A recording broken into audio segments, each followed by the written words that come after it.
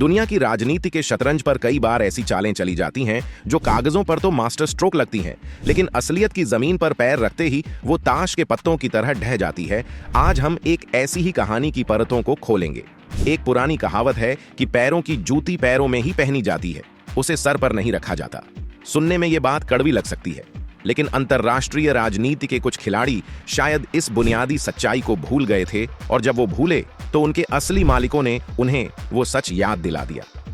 बात कुछ ही महीनों पुरानी है। रेगिस्तान की तपती जमीन से लेकर इस्लामाबाद के गलियारों तक एक नई सुगबुगाहट शुरू हुई थी। सऊदी अरब और पाकिस्तान, दो ऐसे देश जिनका रिश्ता हमेशा से ही दाता और याचक का रहा है, अचानक एक नया इतिहास लिखने की कोशिश कर रहे थे। उन्होंने मिलकर एक ऐसा संगठन बनाने का सपना देखा जिसे दुनिया इस्लामिक नाटो के नाम से पुकारने लगी थी।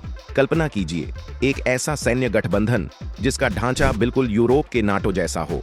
इस समझौते की सबसे बड़ी और सबसे खतरनाक शर्त क्या थी?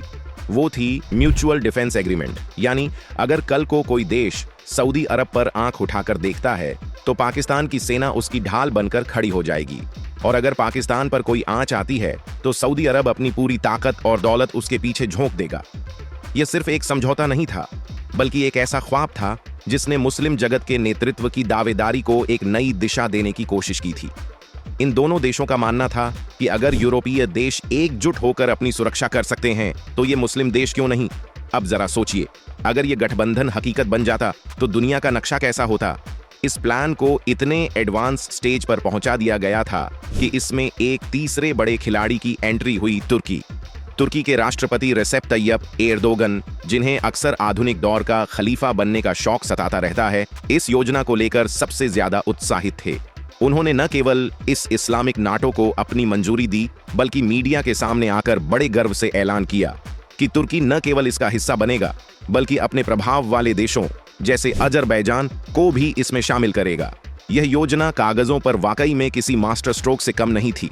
जरा इसकी गहराई को समझिए। अगर सऊदी, तुर्की और पाकिस्तान एक ही डिफेंस अम्ब्रेला के नीचे आ जाते तो भारत और इजराइल जैसे देशों के लिए यह एक बहुत बड़ी कूटनीतिक और सामरिक चुनौती बन जाती। आज की स्थिति क्या है? आज इजराइल को जब लगता है कि उसकी सुरक्षा को खतरा है तो वो बिना किसी से पूछे अरब देशों के ठिकानों पर कार्रवाई कर देता है। उसे किसी की अनुमति की जरूरत नहीं होती। ठीक उसी तरह भारत भी अपनी सीमाओं की सुरक्षा के लिए जब चाहे पाकिस्तान की हरकतों का मुंहतोड़ जवाब देने की क्षमता रखता है। लेकिन अगर यह इस्लामिक नाटो बन जाता तो समीकरण पूरी तरह बदल जाते। फिर किसी भी कार्रवाई से पहले भारत या इजराइल को 10 बार सोचना पड़ता, क्योंकि हमला एक देश पर होता, लेकिन जवाब 3 या उससे ज्यादा देशों की तरफ से आने का खतरा रहता। जरा अपनी आंखों के सामने इस दृश्य को लाइए। इतने सारे अरब देश, इतनी विशाल जनसंख्या, इतना बेहिसाब तेल का पैसा और इतनी बड़ी सेनाएं, फिर भी ये सब मिलकर एक छोटे से इजराइल का सामना नहीं कर पाते। आखिर ऐसा क्यों है? इसका जवाब किसी रॉकेट साइंस में नहीं, बल्कि वॉशिंगटन की उन बंद फाइलों में छिपा है जिन्हें अमेरिकी विदेश नीति कहा जाता है। अमेरिका कभी भी इन अरब देशों को एकजुट होने नहीं देगा। यह उसके राष्ट्रीय हितों के सीधे खिलाफ है। अमेरिका की नीति बड़ी सरल और सदियों पुरानी है। बांटो, लड़वाओ और राज करो। अगर ये देश एकजुट हो गए, अगर इनका अपना एक डिफेंस सिस्टम बन गया, तो इन्हें अमेरिकी सुरक्षा की जरूरत ही क्यों पड़ेगी? और अगर इन्हें अमेरिकी सुरक्षा की जरूरत नहीं रही तो अमेरिका अरब के इस खजाने को सुरक्षा देने के नाम पर कैसे लूटेगा? आज पूरा अरब जगत इसी चक्रव्यूह में फंसा हुआ है। चाहे सऊदी के शेख हों, तुर्की के सुल्तान हों या पाकिस्तान के जनरल, सबके सब कहीं ना कहीं अमेरिकी इशारों पर नाचने के लिए मजबूर हैं। अमेरिका इस पूरे इलाके का वो बेताज बादशाह है जिसकी इजाजत के बिना यहां पत्ता भी नहीं हिलता है। अब कहानी के उस मोड़ पर आते हैं जहां सस्पेंस गहराता है। जैसे ही इस इस्लामिक नाटो की खबरें वॉशिंगटन पहुंची, वहां के डीप स्टेट में हलचल मच गई। डीप स्टेट यानी वो अधिकारी, खुफिया एजेंसियां और रणनीतिकार जो सरकारें बदलने के बावजूद अमेरिका की नीतियों को कंट्रोल करते हैं। उन्हें यह समझने में देर नहीं लगी कि अगर तुर्की, सऊदी और पाकिस्तान एक हो गए तो अमेरिका का इस क्षेत्र पर दबदबा खत्म हो जाएगा। फिर क्या था? वहां से सिर्फ एक फोन कॉल गया, एक ऐसी झिड़की या डांट लगाई गई कि इन तथाकथित महाशक्तियों के माथे पर पसीना आ गया। आप खुद देखिए, जो तुर्की और सऊदी कल तक मीडिया के सामने सीना चौड़ा करके इस गठबंधन की कस्में खा रहे थे, उनके सुर रातों रात बदल गए। तुर्की ने अचानक एक प्रेस कॉन्फ्रेंस की और बड़े दबे स्वर में कहा, नहीं, हमारा ऐसा कोई इरादा नहीं है। हम पाकिस्तान और सऊदी के किसी मिलिट्री पैक्ट का हिस्सा नहीं बन रहे हैं। इतना ही नहीं, उन्होंने अपनी बात से पलटते हुए इसे मल्टी नेशन पैक्ट के बजाय एक मामूली द्विपक्षीय समझौता करार दे दिया।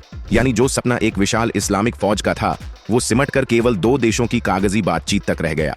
अमेरिका की एक डांट ने इन सारे बादशाहों और खलीफाओं को उनकी असली जगह याद दिला दी।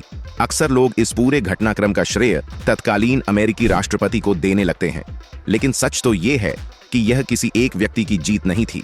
डोनाल्ड ट्रंप जैसे नेता अक्सर अपनी ही धुन में रहते हैं, लेकिन अमेरिका का डीप स्टेट बहुत शातिर है। इस व्यवस्था ने यह सुनिश्चित किया कि मध्य पूर्व में कोई भी नई शक्ति उभर न सके जो अमेरिका के वर्चस्व को चुनौती दे। और इसका सीधा फायदा किसे हुआ?